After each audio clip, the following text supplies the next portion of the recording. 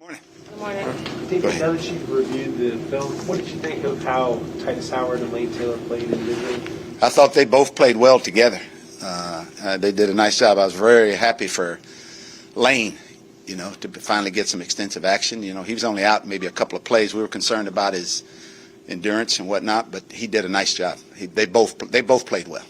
With that offensive line, you guys got a lot of success when you were pulling Justin McCray to the other side. Once he was out, did things change, and how did you try to? Brooks, it did change. As a matter of fact, Justin was playing very well up to that point, and very happy to see because we didn't play quite as well the week before. He came back. He was playing very well. When he went out, obviously it made a big difference with us. Moving Titus around affords you guys to play the best five. Mm-hmm. But long term, what do you think is his best position individually? Well, right now, with the situation that we're in, is that we're going to put him where we feel like he gives us the best chance, depending on the matchup that we have. And we know he can do both.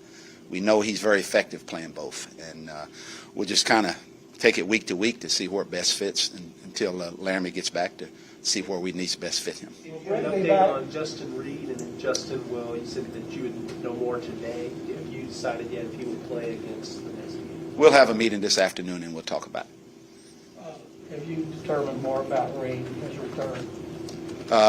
We'll talk about it a little bit more today, John. What are you looking for when you have your discussion with him? Well, just to make sure he understands that we're all in everything that we're doing, and I'm not saying that he wasn't all in, but, we have rules and we have standards here, and I just felt like that last week during that particular situation, he didn't meet those standards, and when that happens, then I made a decision. What is sort of your standard for when coaches and players disagree in a meeting or in practice? It wasn't just in a disagreement. It had something to do with our rules and our standards. It wasn't just in a disagreement. David, you talked yesterday about the inconsistencies that led to the struggles on offense in the second half.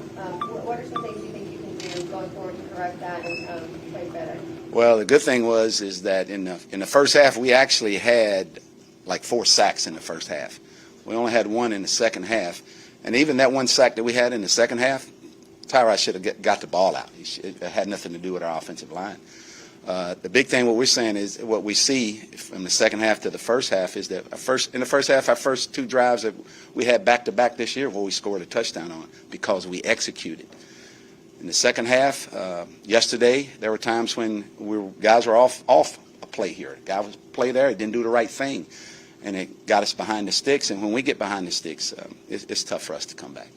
Once Justin was out, was that just not a pulling scheme that Max was comfortable in, or is that just? No, it wasn't. We went on and did the things that we felt like we needed to do with him. It's just that Justin's much better at doing that, and we did some of that even after he went out. But that really had nothing to do with us not being able to effectively do what we were doing when Justin was in there. And after the bye week, whenever you were talking about finding things that did work and committing to those things, it seems like one of those. Whenever that is taken out of a game, how hard is it once you're trying to adapt?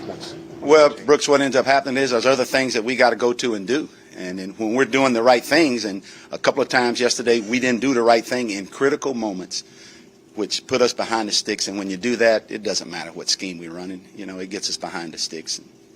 I know you said you're going to stick with Tim as your play caller, but that's not even a question about Tim being the play caller. The offense has performed. Why not? We got to play better. We got to play better. It has nothing to do with the play call. It has something to do with us playing better and doing things the right way.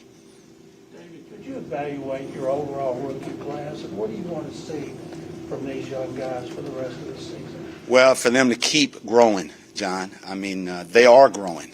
They're doing a good job of getting better each week. And all we want them to do each week is to get better. And all of those guys that are playing for us right now, regardless of what their role is getting better. You're starting to see it with Nico. You're starting to see it with Lopez. You're starting to see it with Waller, special teams. All those guys are doing a really good job of progressing. And I think that's a credit to the guys on this football team, the veteran guys on this football team. They see how they've been professional about going through a tough year with a 1-loss record and still going out there every day and doing things the right way. And those guys are following right in with that, and they're getting better because of that. Is there a chance we could see Mills again? Something happens to Tyrod, you could see him. If Tyrod's healthy, he's the starter. He's the starter.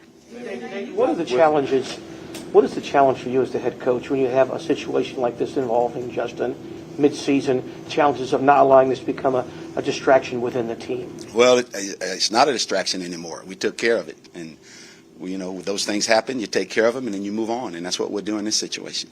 You talk about execution. What can you guys do over staff? Because that's the thing that pops up to try to have some improvement in the area of how your team executes. Well, the thing is, when we got a play call, the guys got to do the right thing.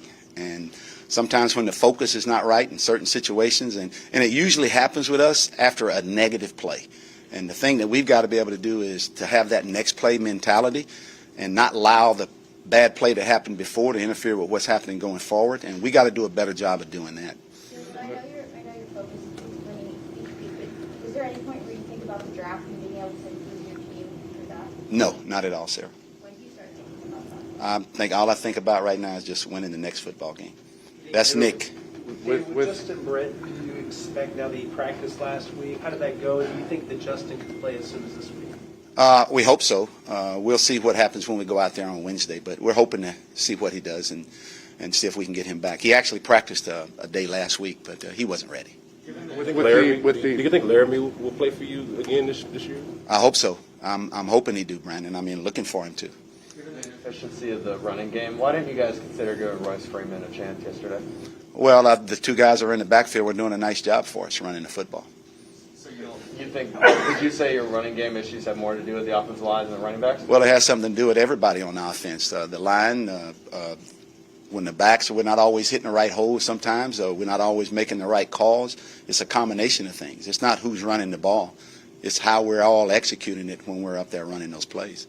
David, on the screen that got blown up with the interception, it's one that you guys have used often in the red zone. Do you feel like that was part of the reason the Jets were prepared for that, or was it just No, the guy made a play. I mean, Ty tried to get the ball over him. The guy made a good football play, and then did a nice job on it.